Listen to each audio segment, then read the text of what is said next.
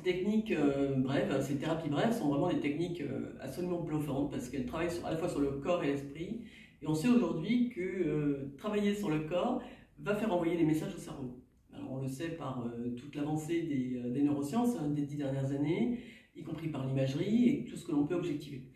Donc on travaille très rapidement sur le corps tout en stimulant par exemple, si on prend une thérapie des méridiens sur le corps, donc c'est avec des doigts, avec le bout des doigts, on peut stimuler par exemple les portes d'entrée de méridiens tout en parlant de la problématique, et ça permet d'aller envoyer des informations au cerveau qui vont ressortir les émotions bloquées et les libérer.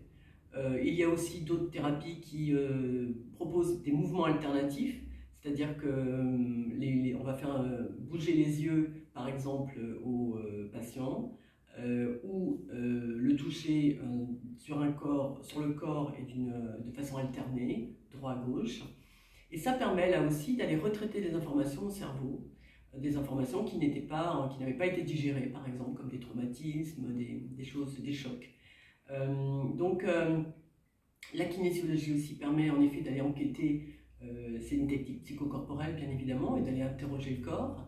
C'est vraiment très intéressant parce que ça agit comme un GPS et ça nous permet de nous guider dans nos séances de façon extrêmement rapide, efficace et claire.